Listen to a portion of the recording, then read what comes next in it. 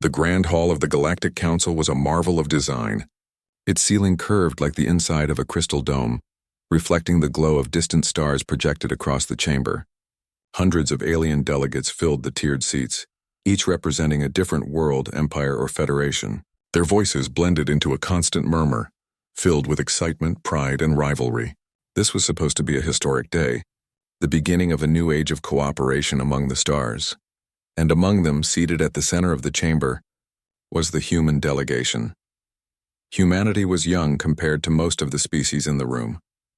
The Council's oldest empires had ruled for thousands of years, while Earth had only launched its first starships a century earlier.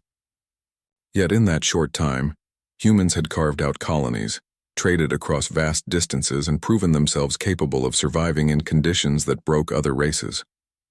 Their presence at this peace summit was both surprising and controversial. Ambassador Jonathan Hale sat at the front of the human table, his sharp eyes scanning the alien faces around him. He was calm but firm, wearing a simple dark suit rather than the elaborate robes or glittering armor that many alien delegates displayed. To him, peace talks were not a performance. They were a chance to build something real. "Let us speak of fairness," Hale said when it was his turn to address the council. His voice echoed through the chamber thanks to the translators. Humanity believes that trade should not be controlled only by the strongest empires. Resources should be shared, travel should be safe for all, and defense pacts should protect both the mighty and the weak. Peace cannot be bought with arrogance. It must be built with respect. Some nodded in approval, but many others scoffed. From the left side of the chamber, a tall insectoid delegate clicked his mandibles together in a mocking laugh. "Respect? What respect can we give a child species that has not even mastered 1,000 years of history in the stars?" Whispers rippled across the hall. Several others joined in, amused. Another alien with shimmering scales and a voice like grinding stone leaned forward. "Humans speak of fairness, but fairness is weakness. Power decides peace. Do not pretend that Earth can dictate terms to civilizations that were old before your species discovered fire." The laughter grew louder. Hale did not flinch. He placed his hands calmly on the table and continued. "You mistake humility for weakness. Humanity is not here to dictate. We are here to offer partnership. Unity benefits us all." "Unity?" interrupted a delegate with blue, glassy skin and a crown-like crest. "Your people come from a death world, do they not? A violent sphere where even your own weather tries to kill you. No wonder you dream of unity. Alone, you cannot survive."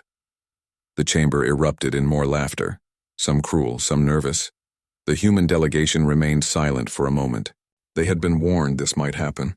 Some of the older species would not take them seriously, but Hale had hoped reason and goodwill would win over pride. Another delegate, representing one of the oldest empires, leaned back in his chair with a smug expression. "Humans are useful laborers, perhaps. Strong backs, stubborn spirits. But equal voices? That is amusing. You should be grateful we even allow you into this chamber." The insult was clear, and it was too much. Hale stood. The sudden movement drew attention, and the laughter faded into murmurs. His fellow human diplomats rose with him, their faces calm but resolute. "We came here in good faith," Hale said, his voice steady. "We listened to your words even when they mocked us. We offered partnership, not dominance, and yet you treat us as if we are beneath you. If this is what you call peace, then we see no reason to remain." A wave of shock rippled through the chamber. Delegates looked at each other, whispering in disbelief. No one had ever seen humans abandon negotiations so directly. One alien tried to dismiss it with a chuckle. "Empty threats. You will return. You need the council more than the council needs you." Hale looked across the hall, meeting the eyes of those who mocked and those who stayed silent. "You are mistaken. Humanity does not beg. We will not fight for a place where respect does not exist. Remember this moment. The day will come when you will understand what you have lost." With that, the humans turned and walked out of the chamber, their footsteps echoing against the polished floor. They did not look back. For a long moment, the entire hall was silent. Then the whispers began again, a storm of voices. Some dismissed the humans as arrogant children. Others shifted uncomfortably, recalling stories they had heard about Earth soldiers, engineers, and explorers. A few wondered aloud if it was wise to push away a species known for surviving against impossible odds. But the council as a whole did nothing. The majority believed the humans would return eventually. Humbled and desperate to belong, they were wrong. Outside the chamber, as the human delegation boarded their sleek diplomatic ship, Hale looked at his team. "We gave them a chance."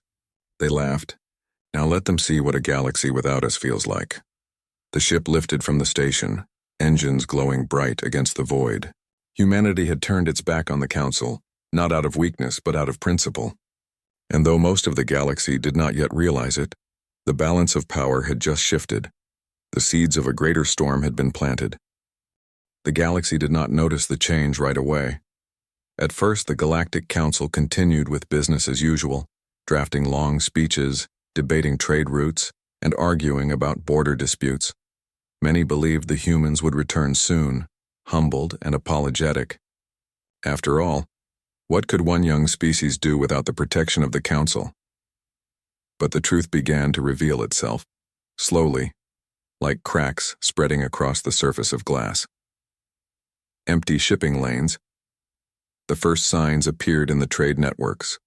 Merchant fleets that once passed safely through human-patrolled sectors began reporting problems. Pirates, smugglers, and raiders appeared in growing numbers, striking at unguarded convoys. "Where are the human patrols?" traders asked nervously. For decades, humans had taken responsibility for policing dangerous routes. They were quick, disciplined, and unafraid of risk. But now, their ships were gone.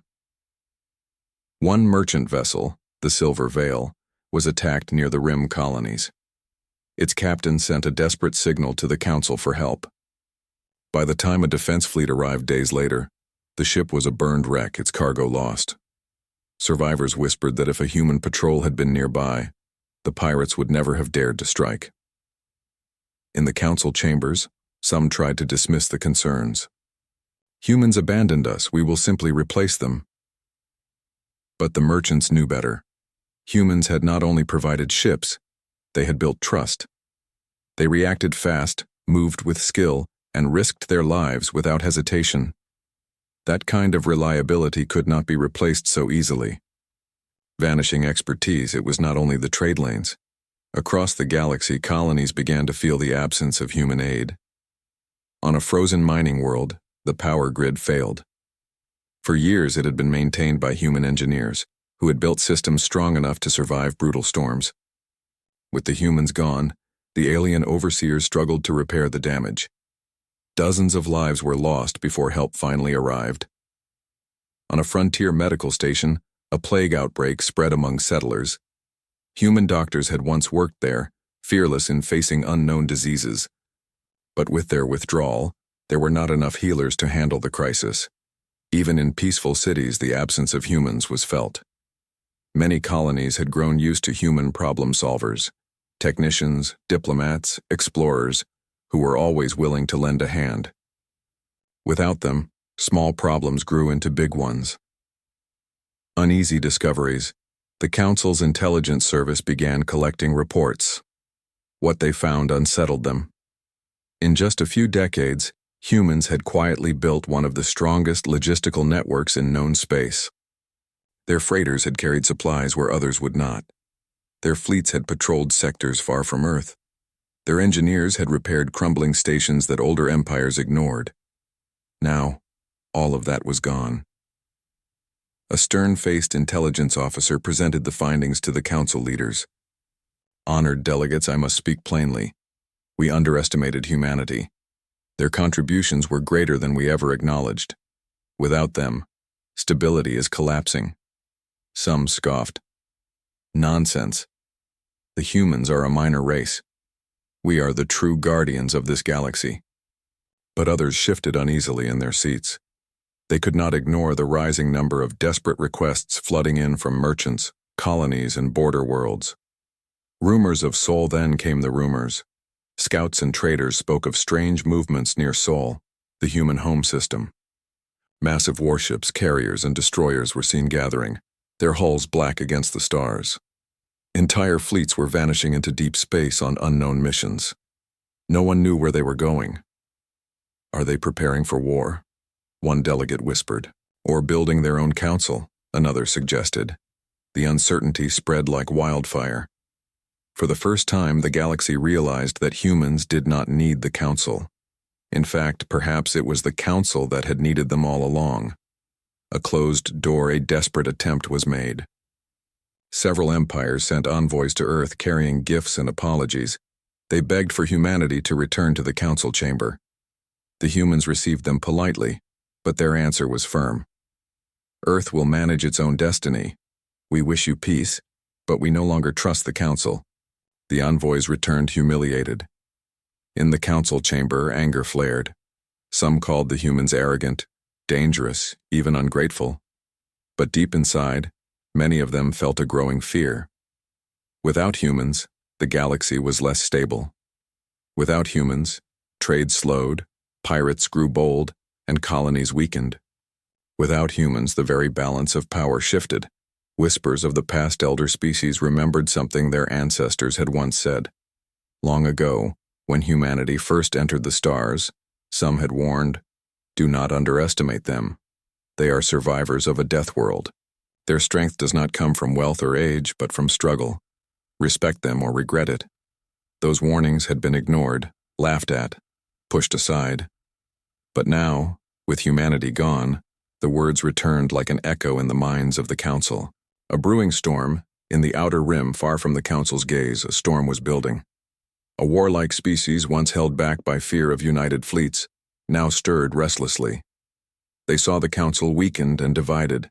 They saw shipping lanes undefended. They saw an opportunity. The Council did not yet know it, but the galaxy was sliding toward chaos. And when the storm broke, they would look for the one force that had kept the stars steady. But humanity had already walked away. As Earth's ships patrolled silently, unseen and unbothered by the Council's debates, the message was clear. The galaxy had mocked them. The galaxy had pushed them aside. Now the galaxy would learn the cost of underestimating humans. The Council chamber, once filled with laughter at humanity's departure, was no longer a place of pride. Weeks of whispers had grown into months of tension. Delegates who once mocked humans now sat in nervous silence as reports poured in from the border worlds. The storm had come. The first strike. It began at the edge of Council space, in a cluster of colonies near the Orion Arm. A warlike species known as the Dravari launched a sudden assault. They were ruthless predators with ships designed for speed and destruction. For centuries, the Dravari had been contained, their aggression checked by the united fleets of the Council. But unity no longer existed. Without human patrols, the frontier was weak. The Dravari tore through colonies, enslaving populations and stripping resources. Worlds that had trusted the Council's protection fell in days. Refugees fled by the millions, sending desperate signals, "Help us! The Council must respond!" The Council did respond, slowly, clumsily. Fleets were dispatched, but they were scattered and uncoordinated. Old rivalries resurfaced as empires argued over whose ships should take command. By the time reinforcements arrived, it was too late. Entire planets were already burning. Realization of dependence and emergency sessions, the Council argued endlessly. Some demanded more troops, others demanded stricter borders. But beneath all the shouting, one truth could no longer be ignored. Without humans, the galaxy was collapsing. They held the lines, an elder delegate admitted. We laughed at them, but they were the ones who moved fastest. They never waited for orders, they acted.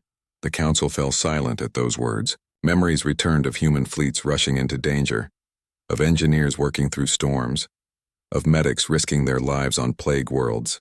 The galaxy had been held together by those they had mocked, and now those same humans had turned away. Watching from afar on Earth, the news of the Council's failures spread quickly. Human leaders gathered in the Sol system, their fleets orbiting in silent formation. They debated long and hard. Some argued that this was the Council's punishment. They disrespected us. Let them learn the price of arrogance. Others argued differently. Yes, they mocked us. But ordinary people are dying. Innocent lives, children, families. Do we turn away from them too? The debate went on for days, but deep inside, humanity already knew its answer. For all their pride, humans had always fought for more than just themselves. The human fleet moves. The invasion reached its peak when the Dravari prepared to strike deeper into Council space. Their fleets gathered at the edge of a system rich in colonies. Panic spread as refugees flooded nearby worlds. And then, the stars shifted. From the blackness of space, massive shapes emerged, Human warships, larger and more advanced than most in the galaxy had ever seen. Carriers, destroyers, and frigates moved in perfect lines, engines glowing like fire. They did not announce themselves. They did not ask permission. They simply came. The first human salvo tore through the Dravari fleet. Precision strikes crippled their fastest ships. Coordinated squadrons boxed the predators in, cutting off their retreat. Human tactics were brutal in their efficiency. Every move planned, every weakness exploited. The battle was short, decisive, and devastating.